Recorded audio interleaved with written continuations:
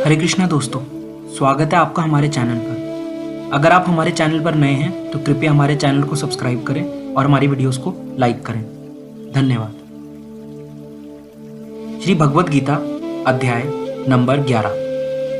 अर्जुन बोले, मुझ पर अनुग्रह करने के लिए आपने जो परम गोपनीय आध्यात्मिक विषयक वचन अर्थात उपदेश कहा, उससे मेरा यह अज्ञान नष्ट हो गया है। क्योंकि हे कमल नेत्र, मैंने आपसे भूतों की उत्पत्ति और प्रलय विस्तार पूर्वक सुने हैं तथा आपकी अविनाशी महिमा भी सुनी है। हे परमेश्वर, आप अपने को जैसा कहते हैं यह ठीक ऐसा ही है, परंतु हे पुरुषोत्तम, आपके ज्ञान, ऐश्वर्य, शक्ति, बल, वीर्य और तेज से युक्त ऐश्वर्य रूप को मैं प्रत्यक्ष देखना चाहता हूँ। हे प्रभु, यदि मेरे द्वारा आपका वह रूप देखा जाना शक्य है, ऐसा आप मानते हैं, तो हे योगेश्वर, उस अविनाशी स्वरूप का मुझे दर्शन कराइए। श्री भगवान बोले, हे पार्थ, अब तू मेरे सैकड़ों हजारों नाना प्रकार के और नाना वर्ण तथा नाना आकृति वाले अलौकिक रूपों को देख। हे भरतवंशी अर्जुन, तू मुझ में आदित्यों को अर्थात अदिति के 12 पुत्रों को, 8 वसुओं को, 11 रुद्रों को, दोनों अश्विनी कुमारों को और 49 मरुद गणों को देख तथा और भी बहुत से पहले न देखे हुए आश्चर्यमय रूपों को देख। हे अर्जुन, अब इस मेरे शरीर में एक जगह स्थित चराचर सहित संपूर्ण जगत को देख तथा और भी जो कुछ देखना चाहता है सो देख, परंतु मुझको तू इन अपने प्राकृतिक नेत्रों द्वारा देखने में निसंदेह समर्थ नहीं है। इसी से मैं तुझे दिव्य अर्थात अलौकिक चक्षु देता हूँ, नेत्र देता हूँ। इससे तू मेरी ऐश्वर्य योग शक्ति को देख। संजय बोले, हे राजन, महायोगेश्वर और सब पापों को नाश करने वाले भगवान ने इस प्रकार कहकर उसके पश्चात अर्जुन को परम ऐश्वर्य युक्त दिव्य स्वरूप दिखलाया। अनेक मुख और नेत्रों से युक्त, अनेक अद्भुत दर्शनों वाले, बहुत से दिव्य भूषणों से युक्त और बहुत से दिव्य शस्त्रों को हाथों में उठाए हुए, दिव्य माला और वस्त्रों को धारण किए हुए और दिव्य गंध का सारे शरीर में लेप किए हुए, सब प्रकार के आश्चर्यों से युक्त, सीमा रहित और सब और मुख किए हुए विराट स्वरूप परम देव परमेश्वर को अर्जुन ने देखा।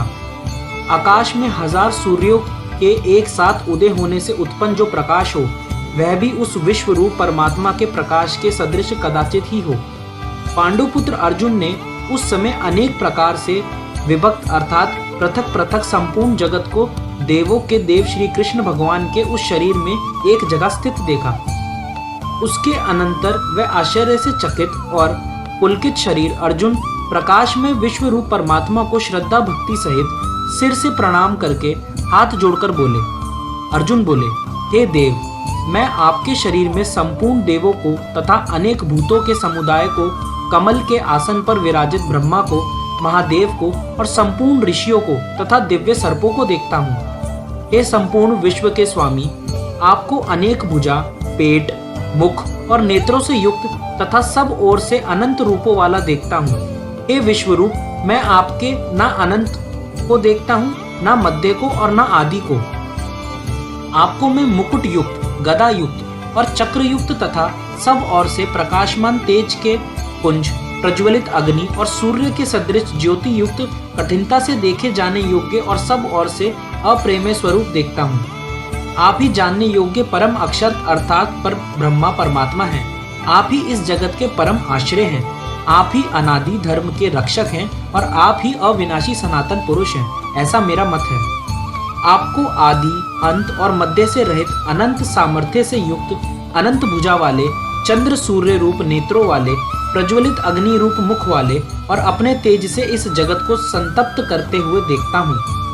हे महात्मन, यह स्वर्ग और पृथ्वी के बीच का संपूर्ण आकाश तथा सब दिशाएं एक आपसे ही परिपूर्ण हैं तथा आपके इस अलौकिक और भयंकर रूप को देखकर तीनों लोग अति व्यथा को प्राप्त हो रहे हैं। वही देवताओं के समूह आप में प्रवेश करते हैं और कुछ भयभीत होकर हाथ जोड़े आपके नाम और गुणों का उच्चारण करते हैं तथा महर्षि और सिद्धों के समुदाय कल्याण हो ऐसा कहकर उत्तम उत्तम स्रोतों द्वारा आपकी स्तुति करते हैं।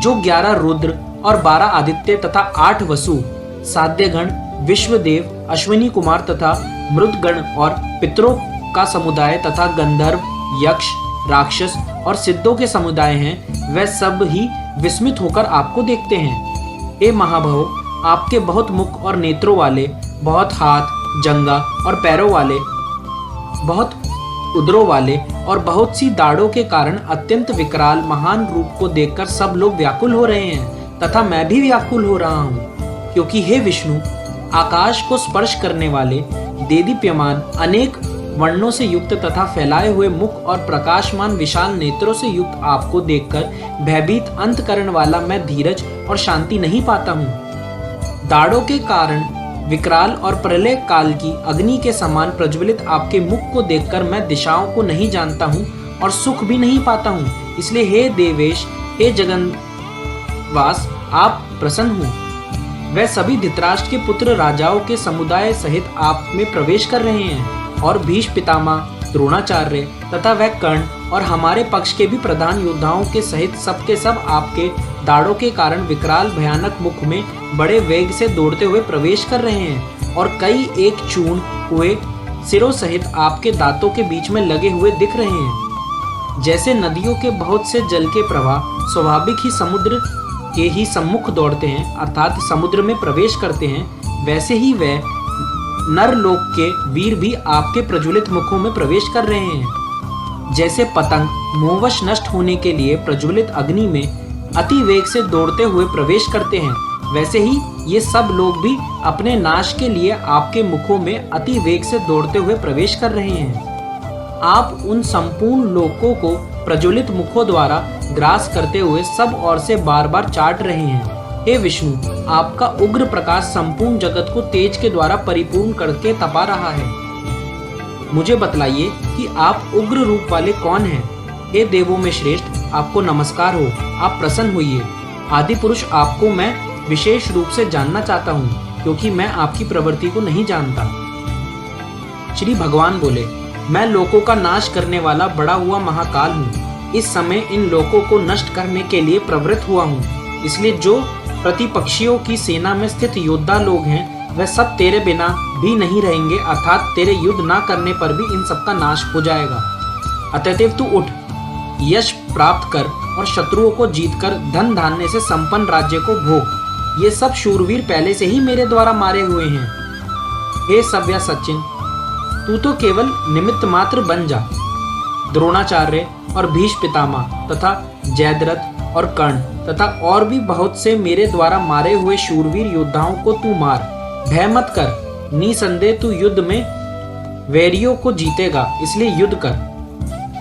संजय बोले, केशव भगवान के इस वचनों को सुनकर मुकुटधारी अर्जुन हाथ जोड़कर कांपता हुआ नमस्कार करके फिर भी अत्यंत भयभीत होकर प्रणाम करके भगवान श्री कृष्ण के प्रति गदगद वाणी से बोले।